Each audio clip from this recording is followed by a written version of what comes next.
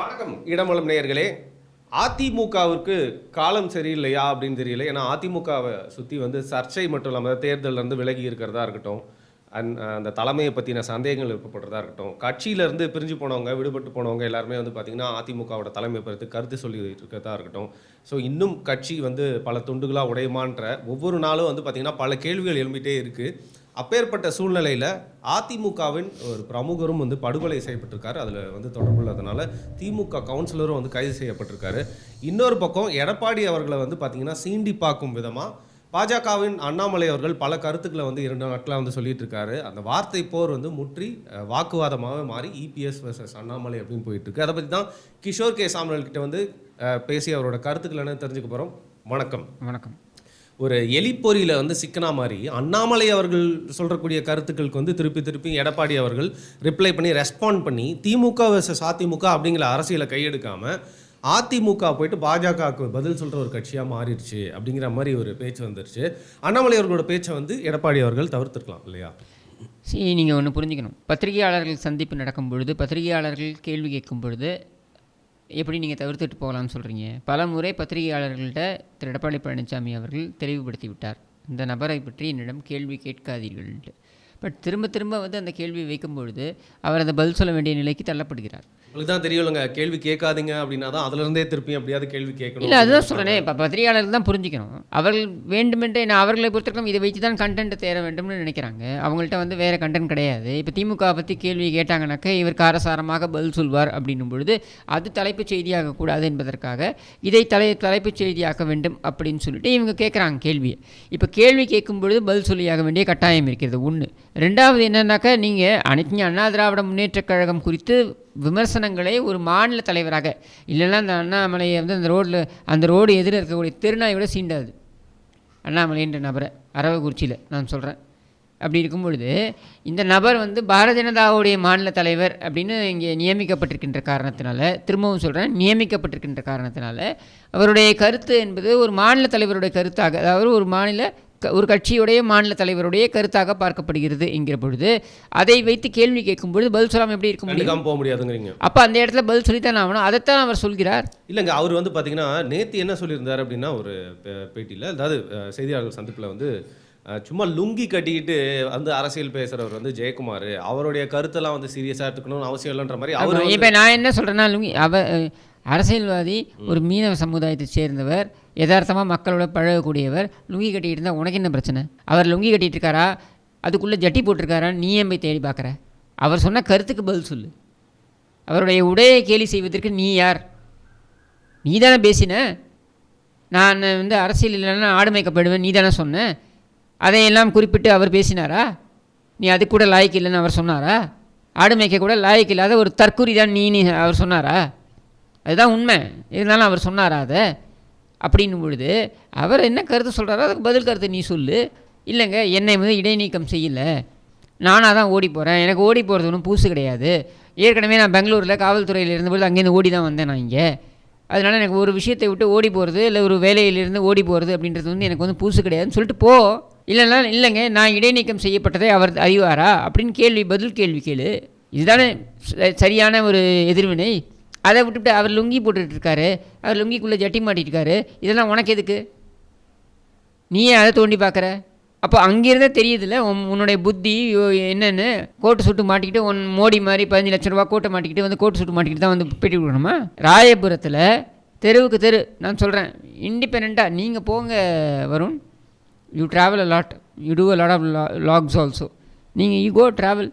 ராயபுரத்தில், அதாவது ஜெயக்குமார் அவர்களுடைய கான்ஸ்டுவன்சி, கட்சி பேதமின்றி நீங்கள் போய் பாருங்கள் எப்படி அவர் அணுகுகிறார், கட்சியினர் எப்படி அவரை அணுகுகிறாங்க, அவர் எப்படி எல்லோரையும் கட்சியினர் கூட விட்டுருங்க, பொதுமக்களை எப்படி அணுகுகிறார்ன்றது நீங்கள் போய் எடுத்து பாருங்கள். நான் கிளாசிக் எக்ஸாம்பிள் கொடுக்குறேன். திமுகவை சேர்ந்த ஒரு இளைஞர், அவருக்கு ஒரு பிரச்சனை, நான் அந்த பிரச்சனையை கொண்டு போய் அவர்கிட்ட கொடுக்குறேன். இந்த மாதிரி ஒரு திமுக வருங்க, அவருக்கு ஒரு பிரச்சனை. நேராக அவர் வீட்டுக்கு போயிட்டார். என்னப்பா என்னாச்சு உனக்கு, என்ன உடம்புக்கு அப்படின்னு போய் பார்த்து தேவையானதை செஞ்சுட்டு வந்துட்டார். என்கிட்ட கூட சொல்லலை, நானும் அந்த கண்டுக்கல. அதுக்கப்புறம் அந்த திமுக உறுப்பினர் அவர் ஒரு பதிவு போடுறார் சமூக வலைதளத்தில், என் கட்சி வரல, இவர் வந்தார், அப்படின்னு சொல்லிட்டு. இது நாட் ஒன் சிங்கிள் இன்சிடெண்ட், இது நான் தொடர்பான ஒரு இன்சிடெண்ட்டு. இதை தவிர்த்து நீங்கள் பார்த்தீங்கன்னாக்க சமீபத்தில் சென்னை வெள்ளம் வந்தது இல்லையா, அப்போ நீங்கள் பார்க்கலாம், நீங்கள் வீடியோஸே இருக்குது. உங்களை ஓட்டு போட்டு எம்எல்ஏ ஆக்காம விட்டுட்டோமே, நாங்கள் வருத்தப்படுறோம், திமுக எம்எல்ஏ வரவே இல்லை தொகுதி பக்கம், சொன்ன வீடியோக்கள் இருக்குது. அவ்வளோதாங்க வேணும். மக்களுடைய பிரதிநிதிக்கிட்ட இதைத்தான் மக்கள் எதிர்பார்க்கிறார்கள். ஏன் அந்த மாதிரியான ஒரு கடுமையான ஒரு சொல்லை வந்து அவர் வந்து கையாண்டிருக்கணும்? சொல்ல எதுவும் வேறு எதுவும் இல்லை, பேச எதுவும் தெரியல. ஜெயக்குமார் என்ன சொன்னார், உன்னை வந்து இடைநீக்கம் செஞ்சுருக்காங்க போல இருக்க, தான் ஓடி போகிறேன் நீன்னு சொன்னார். இல்லை நீ இடைநீக்கம் செய்யலை, நானாக தான் போகிறேன்னு சொல்லிட்டு போ, அதானே பதில். அதை விட்டுட்டு நீ லுங்கி மாட்டிக்கிட்டு இருக்க, நீ உள்ள முண்டாமணின்னு போட்டிருக்க, இதெல்லாம் உனக்கு எதுக்கு? அதையும் தாண்டி எடப்பாடி அப்போ அது என்ன கேவலமா? நீ கைலி கட்டுறதுன்றது கேவலமா? கைலி கட்டுறது கேவலம்னு இல்லைங்க, பட் எந்த இடத்துல அமித்ஷாவுடைய குர்தா பைஜாமாக்குள்ளே நீ ஒழிஞ்சிக்கிட்டு இருக்க, உனக்கு அதனால அதெல்லாம் தான் சூப்பர்னு தெரியும். சம்மந்தமே இல்லாமல் நான் சொல்கிறேன், அதுதான் உனக்கு சூப்பர்னு தெரியும். லுங்கி கட்டுறது என்ன கேவலமா? இங்கே இருக்கக்கூடிய இயல்பான உடை அது, அதையும் கேவலப்படுத்த நீ எல்லாரையும், அதாவது உன் தந்தையிலேருந்து ஆரம்பித்து எல்லாரையும் கேவலப்படுத்தக்கூடிய ஒரு கேவல பிறவி நீ.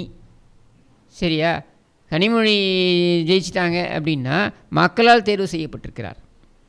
ஒரு முறை அல்ல, 2 முறை தேர்வு செய்யப்பட்டிருக்கிறார். 2019, 2024 2 முறை அவர் மக்களால் தேர்வு செய்யப்பட்டிருக்கிறார். சரியா? மக்கள் முடிவு எடுத்திருக்கிறார்கள். கனிமொழியோட தந்தை கருணாநிதி, அதனால் நாங்கள் ஓட்டு போடணுமா கூடாதா என்பதனை மக்கள் தேர்வு செய்திருக்கிறார்கள். நீ 2 முறையும் மண்ணை கவி இருக்கிறாய். ஒரு முறை அரவக்குறிச்சி, இன்னொரு முறை கோயம்புத்தூர். சரியா? அப்போது மக்கள் உன்னை ஏற்கவில்லை, இவ்வளவு தான். இதில் எங்கேருந்து கருணாநிதி வந்தார், எங்கேருந்து குப்புசாமி வந்தார்? நான் குப்புசாமி பையங்க, நான் குப்புசாமி பையன். உங்கள் குப்புசாமி பையனாக தான் என்ன கேவலமா? உனக்கு ஆட தெரியல அப்படின்றதுக்கு மேடை சரியில்லைன்ற மாதிரி, உனக்கு திறமை இல்லை, உனக்கு வந்து அறிவில்லை அப்படின்ற ஒரு காரணத்திற்காக ஏன் உன் தந்தை குப்புசாமியை அவமானப்படுத்துகிறாய், ஏன் அவரை அசிங்கப்படுத்துகிறாய்? அப்போது தன்னுடைய சுயநலத்திற்காகவும் தன்னுடைய தேவைக்காகவும் தன்னுடைய தந்தையை கூட அசிங்கப்படுத்துறதுக்கு தயங்காத ஒரு இழிபிறவின்னு சொல்லலாமா? அதான் நீ. அதையும் தாண்டி ஒரு படி மேலே போய் வந்து பார்த்தீங்கன்னா, அடுத்த நாள் வந்து எடப்பாடி பழனிசாமி அவர்களை பற்றி பேசுகிறப்போ வந்து அவருக்கு தனிப்பட்ட பகை ஏதோ இருக்கோ அப்படின்னு தோன்ற அளவுக்கான சில ஸ்டேட்மெண்ட்ஸ்லாம் சொல்கிறாரு. எடப்பாடி பழனிசாமி அவர்கள் வந்து ஒரு நம்பிக்கை துரோகி அப்படிங்கிற மாதிரியான வார்த்தைகள். எது நம்பிக்கை துரோகம்? எதை வச்சு? உங்களுடைய எந்த நம்பிக்கைக்கு அவர் துரோகம் விளைவித்தார் சொல்லுங்க பார்க்கலாம். நீ நம்பிக்கை துரோகி. உன்னுடைய மோடி, நான் சொல்கிறேன், உன்னுடைய மோடியுடைய தேர்தல் அரசியல் என்கிற பயணமே நம்பிக்கை துரோகத்தில் தான் ஆரம்பித்தது. ஹரேன் பாண்டியா யார்? போய் தேடி படிங்க. இன்ஃபேக்ட் உங்களோட வருண் டாக்ஸில் இதை பற்றி பேசணுன்னே இருக்கேன் நான். ஹரேன் பாண்டியா என்கிற ஒரு பிராமணருடைய மரணத்தில் ஆரம்பித்தது தான் மோடியுடைய தேர்தல் அரசியல். அது நம்பிக்கை துரோகம். அங்கிருந்து ஆரம்பித்து அவரை வளர்த்து விட்ட அத்வானியிலிருந்து ஆரம்பித்து பல தலைவர்களுக்கு மோடி செய்தது நம்பிக்கை துரோகம். உங்களுடன் கூட்டணியில் பயணித்த சிவசேனா போன்ற கட்சிகளுக்கு நீங்கள் செய்தது நம்பிக்கை துரோகம். பாஸ்வானோட கட்சிக்கு நீ செய்தது நம்பிக்கை துரோகம். நவீன் பட்நாயக்கோடைய உடல்நிலையை மிக மோசமாக, கேவலம் தேர்தல் பிரச்சாரத்திற்காக மிக மோசமாக சித்தரித்து பேசியது நம்பிக்கை துரோகம். கடந்த 5 ஆண்டுகளாக உன்னுடைய ஆட்சிக்கு ஏதோ ஒரு வகையில் ஆதரவு தெரிவித்து வந்த கட்சி நவீன் பட்நாயக்கோட கட்சி. அதற்கு நீ செய்தது நம்பிக்கை துரோகம். முதல் இது ஃபஸ்ட்டு ஃபேஸ் ஆஃப் ஓட்டிங் எங்கே நடந்தது? தமிழ்நாட்டில் நடந்தது. ஃபஸ்ட்டு ஃபேஸ் ஆஃப் ஓட்டிங் வரைக்கும் நான் தமிழனாக இருக்க வேண்டும், அடுத்த ஜென்மத்தில் நான் தமிழனாக பிறக்க வேண்டும் இப்படின்லாம் பேசிவிட்டு ஃபஸ்ட்டு ஃபேஸ் ஆஃப் ஓட்டிங் முடிஞ்சதுக்கப்புறம் நீ என்ன ஆட்சியை தமிழனுக்காக கொடுக்க போகிற அப்படின்னு ஒரிசாவில் பேசினது நம்பிக்கை துரோகம். தமிழர்களுக்கு இழைத்த நம்பிக்கை துரோகம். அப்போ நீ பேசலாமா நம்பிக்கை துரோகம் குறித்து? இந்துக்களுக்கு நீ செய்தது நம்பிக்கை துரோகம். அப்போ இத்தனை நம்பிக்கை துரோகங்களை நீ செஞ்சுட்டு, உன் கட்சி செஞ்சுட்டு, உன் கட்சி தலைமை செஞ்சுட்டு நீ பேசலாமா? சரி, உன் கதைக்கே வருவோம். உன் கதைக்கே அண்ணாமலைங்கிற நபருக்கே வருவோம். இந்த அண்ணாமலை என்ற வெத்து என்ன இவரை நம்பி இவருடன் பயணித்த நபர்களுக்கு எல்லோருக்கும் செய்தது நம்பிக்கை துரோகம். இப்போ சூர்யா சிவா வரைக்கும் என்னால் சொல்ல முடியும் நம்பிக்கை துரோகம். தமிழிசை அவர்களை விமர்சனம் பண்ணு அப்படின்னு சொல்லி அவ்வளவு தூண்டுதலையும் செஞ்சுட்டு அதுக்கப்புறம் அவரை அப்படியே தூக்கி வெளியில் போட்டது நம்பிக்கை துரோகம். ஆரம்ப காலகட்டங்கள்லேருந்து ஒரு பாஜகவோட நம்ம மாநில பொறுப்பை ஏற்றதுக்கப்புறம் வந்து பார்த்தீங்கன்னா, ஆரம்பத்திலேருந்து சொல்லுங்கள் குரோனாலஜிக்கல யார் யாருக்கெல்லாம் இவர் வந்து நம்பிக்கை துரோகம், யார் மேலே ஏறி வந்து அரசியல் செஞ்சுட்டு இருக்காரு அப்படிங்கிற அவரை பற்றி புரிஞ்சுக்க வேண்டிய. ஏன் அவரை பற்றி நான் தான் சொல்கிறேங்க, is a white collar criminal. என்ன சரியா? இதை நான் வந்து ஆரம்பத்துலேருந்து சொல்லிக்கிட்டு இருக்கேன். எனக்கு அதை சொல்கிறதுல எந்த தயக்கமும் கிடையாது. முடிந்தால் நீ வழக்கு போடு. நீ ஒரு கிரிமினல், ஒயிட் காலர் கிரிமினல். இன்று வரையில் உன்னை நம்பி இருக்கக்கூடிய அப்பாவி அந்த கோயம்புத்தூரில் போனாரே ஒரு அப்பர் கிளாஸ், அதாவது அமெரிக்காவில் இருக்கக்கூடிய நபர்கள், அவர்களுடைய தாய் தந்தையர்கள் எல்லாம் வந்து அங்கே கூட்டு போகும்போது ஆயா மாதிரி கூட்டு போய் வேலை வாங்குறது, அதுக்கப்புறம் மற்ற சமயத்தில் இங்கே விட்டுட்டு போவாங்க இல்லையா, அந்த மாதிரி அப்பர் கிளாஸ் ஓல்டேஜ் ஹோமில் அவங்கெல்லாம் வந்து ஜெய விஜய் பவன்லாம் சொன்னாங்களே, அவங்களுக்கெல்லாம் நீ செய்கிறது நம்பிக்கை துரோகம். அமர் பிரசாத் ரெட்டிக்கு நீ செய்தது நம்பிக்கை துரோகம். பாவம், அந்த மனுஷனுக்கு தெரிந்தும் ஆர் தெரியாமலும் இருக்கலாம், எனக்கு தெரியாது, அவருக்கு தெரியுமா தெரியலன்னு. நம்பிக்கை துரோகம். கொடி ஏற்றுறாங்க, இவர் வீட்டுக்கு வெளியில் கொடி ஏற்ற சொல்லி திடீர்னு இவர் ஒரு தூண்டுதல், இவர் சொல்லி தான் அந்த கொடி ஏற்ற போகிறாங்க. அங்கே பர்மிஷன் இல்லாமல் நீ கொடி ஏற்ற முடியாதுன்னு பிரச்சனையாகுது. அங்கே நின்றுட்டு இருந்தது இளைஞரணி தலைவராக இருந்த ரமேஷ் சிவா, அவர் இருக்கின்ற ரமேஷ் சிவா, மற்ற கட்சி நபர்கள், ஐடி விங்கில் இப்போ புதுசாக சேர்ந்துருக்கின்ற அல்லக்கைகள், சில்லறைகள், இதெல்லாம் அங்கே இருக்குது. அங்கே இருக்கும் பொழுது அமர் பிரசாத் ரெட்டி மட்டும் எப்படி கைது பண்ணுறாங்க? காவல்துறையில் இருக்கக்கூடிய தன்னுடைய தொடர்புகளை வைத்துக்கொண்டு அமர் பிரசாத் ரெட்டிக்கு ஒரு செக் வைக்கிறது. இதுதான் நம்பிக்கை துரோகம். கடைசி வரைக்கும் சூர்யா சிவாவை நீ தமிழிசை சவுந்தரராஜனுக்கு எதிராக பேசுன்னு தூண்டி விட்டுட்டு அதற்கப்புறம் அப்படியே தூக்கி வெளில வீசினது நம்பிக்கை துரோகம்.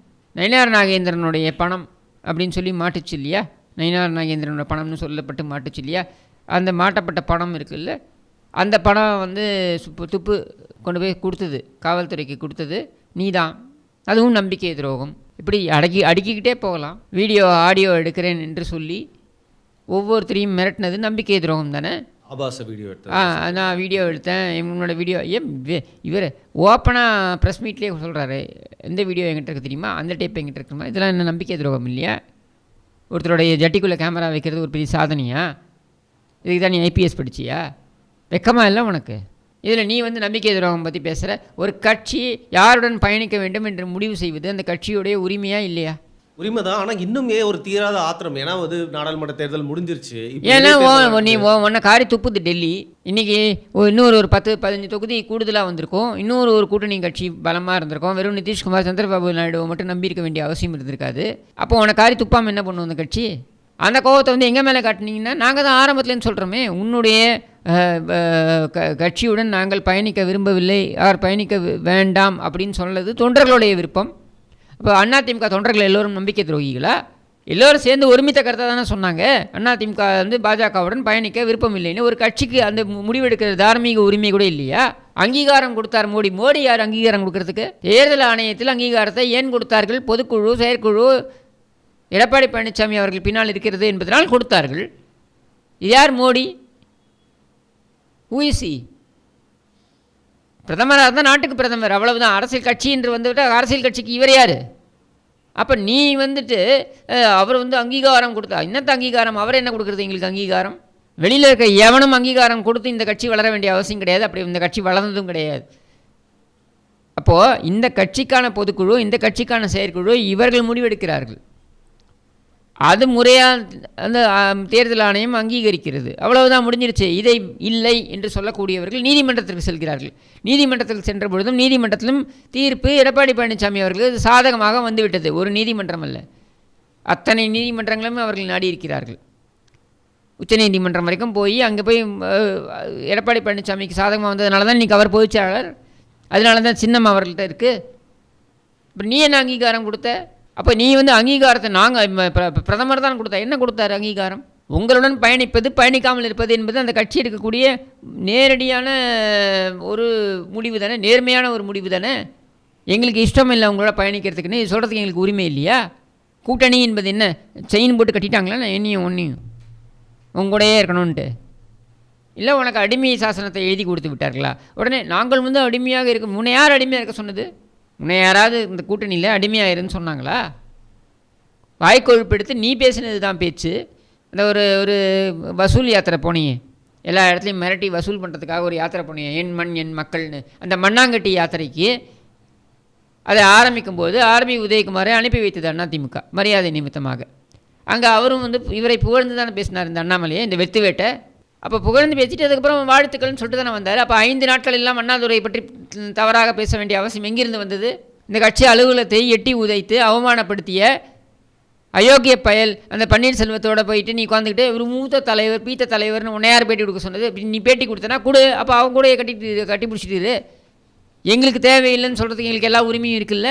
இந்த நேரத்தில் வந்து பார்த்தீங்கன்னா அவருக்கு வந்து ஒரு கஷ்டமான ஒரு நிலைமை. பாஜக தன்னோட கட்சியே வந்து அவருக்கு எதிராக ஒரு சூழ்ச்சி செய்கிறாங்க அப்படிங்கிற மாதிரி ஒரு பேச்சு நிலவிட்டு இருக்கு. அதாவது அதான் நீ வர வச்சுக்கிட்டு நான் கேட்குறேன். 66 மாவட்ட தலைவர்கள் இருக்காங்க சரியா? பாஜகவில், தமிழக பாஜகவில் 66 மாவட்ட தலைவர்கள் இருக்காங்க. இதில் கிட்டத்தட்ட 62 பேர் உனக்கு எதிராக இருக்காங்க. 32 மண்டல இது மாநில பொறுப்புகள், 32 மாநில பொறுப்புகள், 32 மாநில பொறுப்புகளில் 30 பேர் உனக்கு எதிராக இருக்காங்க. இது யாரோட பிரச்சனை? வெறும் அந்த எஸ்ஆர் சேகர் மட்டும்தான் உனக்கு ஆதரவாக இருக்கார். மற்றவன் எவனுக்கும் உனக்கு பிடிக்கல. அது யாரோட பிரச்சனை? எடப்பாடி பழனிசாமியோட பிரச்சனையா? அதிமுகவுடைய பிரச்சனையா? உன் கட்சி பிரச்சனையை நீ போய் தீர்க்கிற வழியை பாரு. உன்னை வந்து சகிச்சுட்டு போகிறதுக்கு ஒரே காரணம் என்னென்னா, டெல்லியில் எவனோ உட்காந்துருக்கான், அந்த டெல்லியில் உட்காந்துருக்க முட்டாப்பைய உன்னை வந்து இங்கே நியமிச்சிருக்காங்கன்ற ஒரு காரணத்தினால சகிச்சுட்டு போகிறாங்க. மற்றபடி உனக்கும் இந்த கட்சிக்கும் எந்த சம்மந்தமும் கிடையாது அப்படின்றது தான் பாஜக இருக்கக்கூடிய பெருவாரியான நபர்களுடைய நிலைப்பாடு. பாஜகவில் இந்த இணையத்தில் கம்பு சுற்றுற அந்த சைபர் கூலிகளை விட்டுருங்க. நான் சொல்கிறது வந்து பாஜகவில் பொறுப்பில் இருக்கக்கூடியவர்களை சொல்கிறேன். எவனுக்காவது ஏதாவது நீ செஞ்சுருக்கியா? இந்த கட்சியை வைத்துக்கொண்டு பிழைப்பு நடத்தி, இந்த கட்சியை வைத்துக்கொண்டு சுரண்டி என்ன உன்னை வளர்த்து கொண்ட, அவ்வளவுதான். நீ கடைந்தெடுத்த அயோக்கிய பயல். நீ பேசலாமா நம்பிக்கை துரோகத்தை பற்றி? அவர் என்னங்க தன்னை வளர்த்துக்கிட்டாரு. இப்போ இந்த அரசியல்லாம் அவருக்கு ஆமாங்க. நீங்கள் ஏதோ ஃபாரின் போய் அரவக்குறிச்சியில் ஒரு கவுன்சிலராக கூட லாயக் இல்லாத அரசியல் தற்கொலையான நீ, இந்த அமித்ஷா, இந்த மோடி, ஏன் இவங்க நிர்மலா சீதாராமன் அவங்களுடைய பெயர் இதையெல்லாம் தவறாக பயன்படுத்தி கோடிக்கணக்கில் வசூல் செய்திருக்கிறார். நான் சொல்கிறேன், இந்த மணல் மாஃபியா குரூப்லேருந்து கோடிக்கணக்கில் வசூல். ஒரு அரவக்குறிச்சியில் ஒரு கவுன்சிலராக துப்பு இல்லாத வக்கில்லாத தற்கொலை உன்னை எவனோ டெல்லியில் வந்து நியமிச்சிட்டான் அப்படின்ற ஒரு காரணத்திற்காக நீ வந்து இப்போ இங்கே இப்போ மிரட்டி வாங்கினதெல்லாம் எங்களுக்கு தெரியாதா தொழிலதிபர்கள்ட்ட? இன்னும் ஒரு படி மேலேயே போய் சொல்கிறேன். மகாபாரதத்தில் கேள்விப்பட்டிருப்பீங்கள்ல, இவர்கள் என்ன முயற்சித்தார்கள் தெரியுமா? ஒரு சிகண்டியை வைத்து எதிர்கொள்ளலாம் என்று நினைத்தார்கள் அதிமுகவே. அப்படிப்பட்ட ஒரு அரசியல் சிகண்டி தான் நீ. போய் படிங்க மகாபாரதத்தை. ஆனால் சிகண்டி அங்கே சக்ஸஸ்ஃபுல்லாக இருந்தார், உன்னால் முடியாது. சரி, கடைசியாக ஒன்று கேட்குறேன். அதாவது நல்ல காய்த்த மரத்தை தான் வந்து அடிச்சு அதுலேருந்து பழங்களை பெற முடியும். காய்த்த மரத்தில் தான் கல்லடி படும். எடப்பாடி பழனிசாமி அவர்கள் இவர் பேசி மைலேஜ் ஏற்றிக்கிறத டெக்னிக்கை தான் ஃபாலோ பண்ணிட்டு இருக்காரான்னு கேட்குறேன். இல்லை, அது வேற என்ன அரசியல் இருக்குது இந்த முட்டா பயலுக்கு? வேறு எந்த அரசியலும் கிடையாது இந்த முட்டா பயலுக்கு.